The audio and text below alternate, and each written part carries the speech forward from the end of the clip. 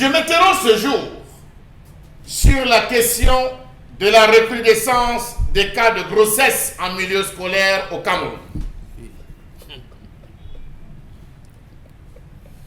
Le phénomène des filles-mères prend de l'ampleur dans certains établissements scolaires, notamment dans la région du littoral.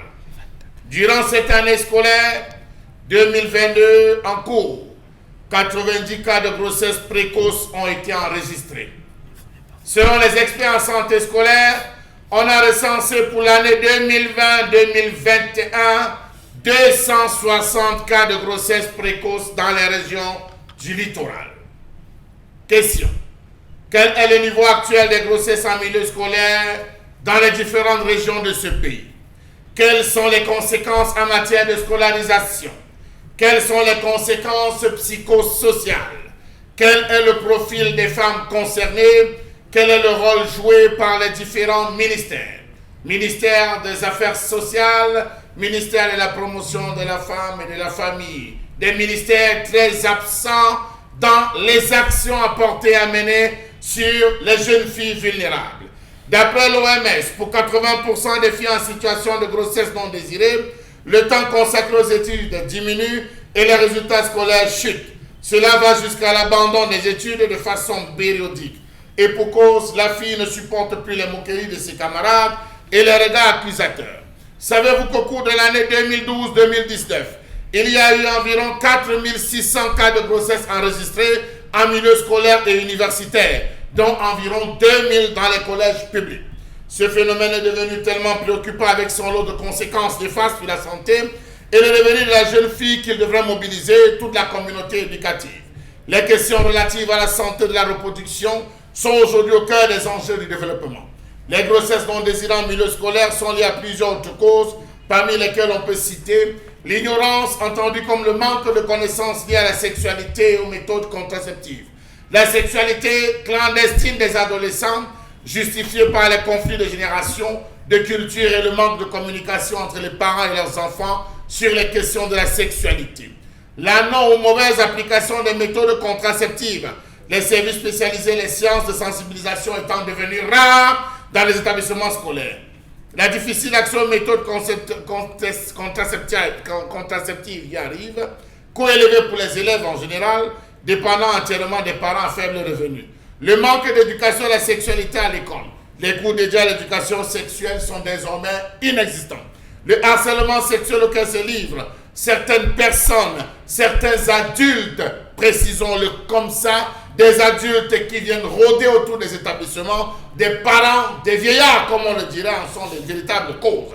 La suppression des internats dans l'établissement d'enseignement public en général, le manque de formation des enseignants à la déontologie, la pauvreté qui frappe bon nombre de cellules familiales, au Cameroun en particulier, sans ressources pour répondre aux besoins de leur progéniture.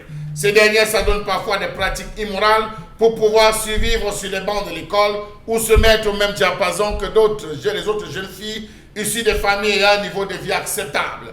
Autre infâme, et non pas des moindres, ou cause non pas des moindres, les réseaux sociaux. Les réseaux sociaux sont devenus le champ par excellence où certains individus s'amusent à jouer. On ne sait qui est élève et qui est adulte. Avec la méthode de classification hiérarchique ascendante, nous avons pu classer les jeunes filles enceintes selon 3 groupes. Premier groupe, les jeunes filles tombées enceintes en 6e, 5e ou 4e à un âge compris entre 12 et 17 ans. Les filles qui ont eu leur grossesse en classe de 4e sont au nombre sensiblement de 25 en termes de pourcentage. Celles qui ont contracté leur grossesse à un âge compris entre 15 et 17 ans sont dans l'ordre de 12%. Second groupe, les jeunes filles qui sont tombées enceintes entre 18 et 20 ans dans les classes de 3e, seconde ou première. Ce groupe est celui des femmes qui tombent enceintes dans la période de la jeunesse, c'est-à-dire 18-20 ans, dans les classes de 3e, seconde et première, et qui sont pour la plupart des célibataires avec des amoureux. Troisième groupe, les femmes tombées enceintes dans la précarité, 21-24 ans, en classe de terminale, abandonnées par les parents, qui se retrouvent, qui a se sauver avec un bensikina, un sauveteur, et chacun dans son différent domaine parce qu'elles ont besoin d'argent pour pouvoir subvenir à leurs besoins.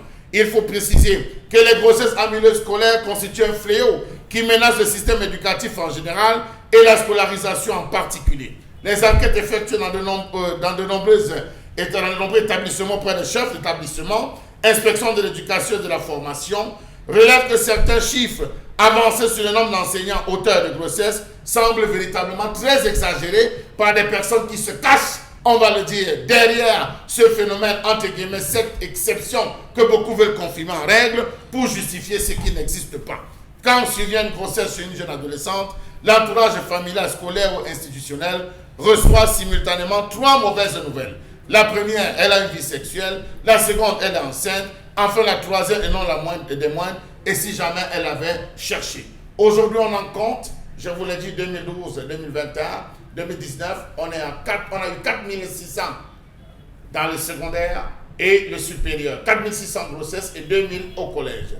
Ils sont nombreux, tapis dans l'ombre, qui parfois jettent l'opprobre sur les autres alors que ce sont eux les véritables coupables. Allez tout simplement à la sortie des établissements scolaires pour comprendre et voir de quoi je parle.